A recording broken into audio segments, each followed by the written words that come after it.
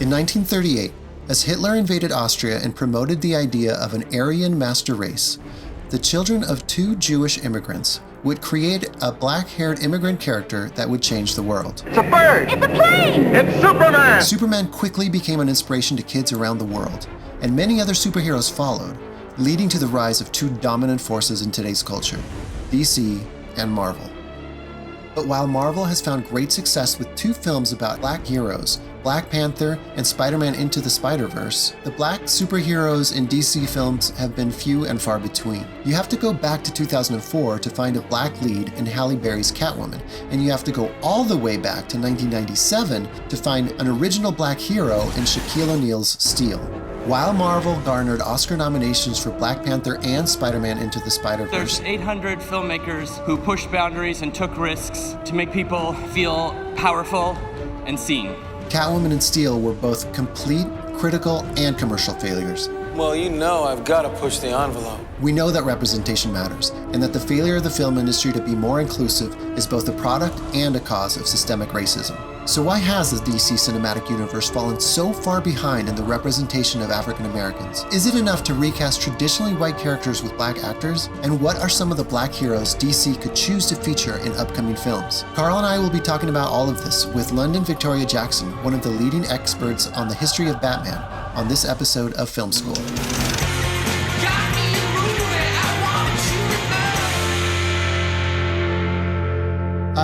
So let's talk about this. As you guys heard in the intro, Marvel's got Black Panther. They've got Miles Morales. Where's DC's Black Heroes? Well, if you look at Justice League, we have Cyborg, we have Victor Stone, and we have his father, who are very predominant characters within this universe. And then, of course, Birds of Prey, which recently came out, and we have Black Canary, who not only is first time live action cinema, but this is the first time she's been portrayed as a black woman. And I know from my audience and hearing responses and things like that, most people were fine with it, but then there's always people who are like, no, but Black Canary has looked like this for decades. So their connection with the character, of course, is not there if it's changed so dramatically, because people don't really like change. I think that's with anything, and I think that happens a lot, especially when it comes to race. But yeah, I do think that we could have way more characters that represent people of color, because there are great DC Black characters. They're just not utilized. But I do think that's because people may not be familiar with those characters as much as other ones like Superman and Batman and Wonder Woman. It's 2020, and it kind of, thinking about Black characters, it made me think of Jon Stewart's Green Lantern, who was created in 1971 and was by Denny O'Neil and Neil Adams, and he was the first DC Black superhero. And the reason why they made him black was because it's the 70s, and you need to reflect what the readers were. You know, it's not the same as 1938 when they created Superman. And I think that idea should still be implemented today, and including those characters in films and other in TV shows and things like that. I think maybe we can be hopeful that the changing attitudes right now might help usher in a new era, because if you look back at the late 60s and through the mid 70s, there was like a whole array of new characters within the DC universe that were African American. Right, there's other characters like Black Lightning that came out in the late 70s. There are more that are more modern, from like Bumblebee to even Static. And there are characters that have exciting stories and background that I think people would enjoy, but trying to introduce new characters is difficult. But then you look at Marvel, who introduced like Groot and Rocket and like these characters that no one had any idea about, and now they're household names and very popular. Exactly. So I don't think it's impossible. I don't think it's fair to just single out DC. It's a problem throughout the entire film industry. And there's this really great book that I'm reading right now called The Hollywood Jim Crow. And the author argues that there's this like association between box office success and who you see on the screen. I remember she using it as an example. The Magnificent Seven is a Western starring Denzel Washington. And at some point, I guess there was a leak of internal emails from the studio, and it came out that the heads of the studios were super hesitant to invest in this movie because they're like, who's gonna go see a Western with a black lead? They were just making all of these assumptions about who would come see the movie. But I feel like with the success of Black Panther, hopefully studios will reconsider and realize that, you know, you can't make those assumptions. Like, if it's a good movie, it's a good movie. If it's a good character, like, people pay money to go see them. And I think, honestly, that's the most important thing. Like, conversely, if it's bad, like, people won't bother. I mean, look at 1997, Shaquille O'Neal, like, doing Steel. I mean, it was like the biggest DC flop of all time. And it sucks because, like, that, you know, that character could be interesting. Right. I definitely agree. I think Black Panther surprised everyone, but in a good way. I mean, it became almost movement when that film came out. It's a movement for us to have an all-black Marvel superhero. We don't see that very often. And it made people who look like me and who look the people in the film, like, we're like, oh wow, you can actually see a superhero on the big screen. I know that people have reservations about seeing people of color as superheroes on the screen, but that's so important to the kids growing up. My favorite movie is Black Panther. Oh my goodness. Because you would like to see you represented in every medium, like everyone does. Because if you like this so much, why wouldn't you want to see your face, like, you represented? And I think that with not just new characters, but with classic characters, I think that that's possible. And you can even see that in the current DC films, if we're focusing on that right now. For instance, when it was announced that Jason Momoa was going to be Aquaman, who was not a blonde-haired, blue-eyed guy, no one cared. All of these housewives were going to go thirst after this man. You know, like, everyone likes him. He's a likable actor. And kind of the same thing with Deadshot and Suicide Squad, because Will Smith played Deadshot, and that was the first time Deadshot was portrayed as black. He never looked like what Will Smith looked like in 2016, but everyone likes Will Smith. Everyone was like, I want to see Fresh Prince of Bel-Air in Gotham City. I'm down for that. Right, man. I didn't even think about that. I feel like the number one concern of studio execs is money, right? Like, at the end of the day, it's all about the almighty dollar. So I was curious. I was thinking about the last big DC film releases and how they did compared to one another and how diverse they were compared to one another.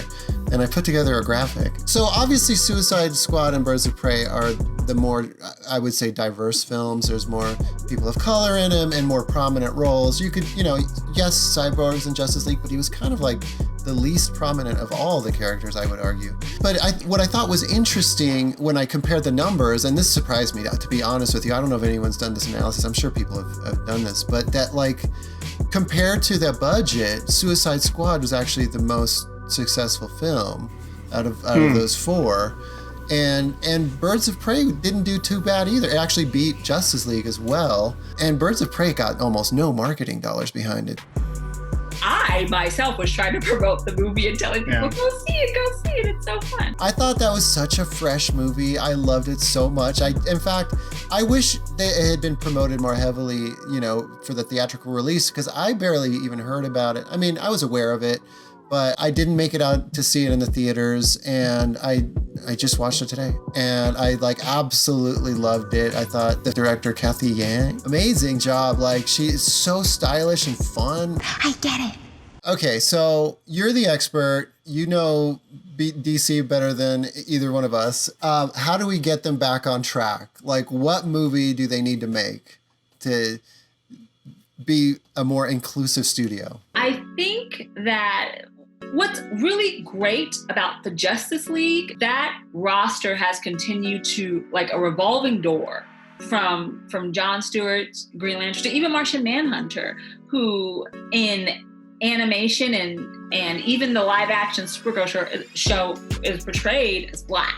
when he's in his civilian form and not his alien form. And I think if you introduce those characters into Justice League, I think that would help. And also, I always think about the multiverse in general, right? Because DC, no matter where they're going to explore this multiverse. And I even think you might even see that in the Snyder Cut. I don't know how that's going to connect with the current cinematic universe, but there is a multiverse.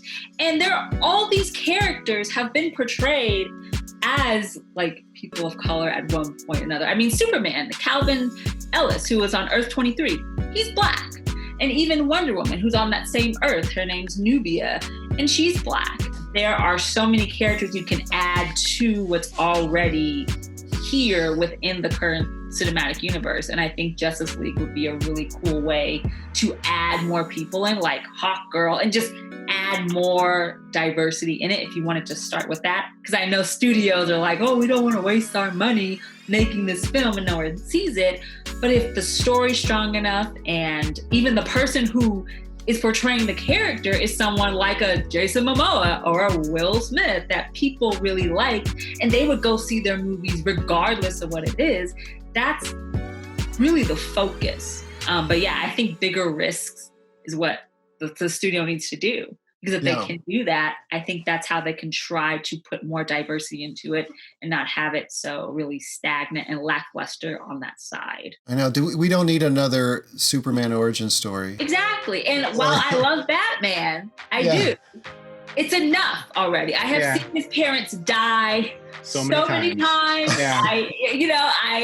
And even with the Batman movies, you always see Joker and you even see Two-Face a lot. And there are so many villains and characters within his mythos, and you can do so much. And that's the same with anybody's mythology within the DC universe. There's so many characters that have not seen the light of day at all, but are fascinating.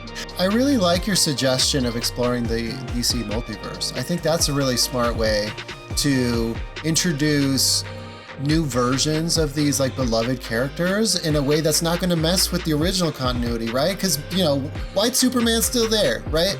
But if we're over here in this other universe, why not have a Will Smith Superman? That would be super cool. Right. I think that'd be really fun. I mean, Spider-Verse kind of did that. I feel like that was such a smart idea. They utilized the multiverse very well. And even in Spider-Man Far From Home, they introduced the concept of the multiverse.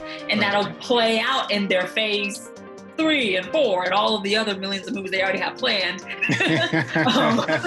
And you can even look at Stan Lee's Just Imagine, where he reimagined all of the JLA characters, and he made Batman Wayne Williams, a Black man who was wrongfully put in prison, and he built up and built his strength and met a scientist in prison, and he made a relationship with them. And once he was released, he wanted to be this protector of his city, and he used his wrestling guys, which kind of looked like a big man bat in a way, but he became that city's Batman. Now that story doesn't take away from the original Batman that Bill Finger and Bob Kane created. Right. It's another spin on the character, but he's still a hero and he's still protecting people, and I don't see a problem with it. They wanted to do that just as part of the multiverse because he is residing on an Earth as well. All of those characters. That's a great idea. There's also a Black Batman called Batwing, no? It's kind of like a Batman that is a character I would love to see in live action. I absolutely love Batwing. He was part of originally in Batman Incorporated, and Bruce Wayne wanted to have a Batman all over the world to protect the globe. So Batwing was the Batman of Africa. And actually, if they did a Batman Inc. whole movie, I suppose, that would hit all of the diversity points, because there is a Batman literally all over the world that represents each culture and everything. Yeah, that would be super cool. You just need the studios to take some risks. I really like Cyborg in Teen Titans animated series. That's a great character. He's so fun, and his His friendship with Beast Boy is the best. I mean, those two are the best. And what's funny is that before Cyborg came to the live action screen, that's how people knew, if who didn't read comics, that's how they knew Cyborg, from Teen Titans and Teen Titans Go. It was on for years. And so that people already knew that character. Kids were introduced to a Black superhero in that, and that didn't save them. Like, I honestly think that shows like that introduce characters, the kids or whoever's watching it, they don't think about what ethnicity these characters are. They're just like, that's Cyborg or that's Starfire or that, they don't. And I think that's the approach that even studios need to take. You care about the diversity. That is important, of course, but how they did with Teen Titans and Teen Titans Go, they weren't just saying, well, look, he's Black. It's just, you're showing just what the character does and how he saves the day. That's the important part, and that should be the important part for any hero. Yeah, it's just who they are. It's just part of the fabric of who they are. It's not like the story doesn't have to be about this person being Asian or this person being Black. But as long as the character is a well-crafted character. That's what should matter the most. Right. I know that's not a real world, and people always want to throw in their own thoughts and opinions and politics into it. But if you do just want to focus on the mythology, that should be the focus when you're trying to craft any media, especially with things like DC and Marvel. Well, look, Carl and I worked with a couple of the HBO Max people ourselves. We did. I worked with briefly with Tony Goncalves, who's one of the head people over there. So Tony, if you're watching this, Green Lantern movies or Green Lantern series. I mean, look at Disney Plus, they're killing it, right? They're doing like Mandalorian, all these like amazing series like that are working off of existing properties. HBO Max could do the same thing. If they're able to put Snyder Cut or Zack Snyder's Justice League, as it's called, on HBO Max, I don't see why they can't at least try to explore using more of like DC's IP for that platform. Right. Exactly. I mean, I look at, if I'm allowed to compare with Marvel, how in the Netflix television series, Luke Cage and Iron Fist, they were like not the top tier. They were like maybe B level characters at most, and yet they took those properties and elevated them, and like now, like everybody knows who Luke Cage is. And I feel like DC has that opportunity to do something like that. Right, and they also have the DC Universe streaming service as well, and that's where they introduce new shows like Doom Patrol, for instance. Moving back to HBO Max. But you're absolutely right, with the Netflix shows with Marvel, they're fantastic. And no one really knew, unless you read the comics, about Luke Cage, Iron Fist. Like, you don't.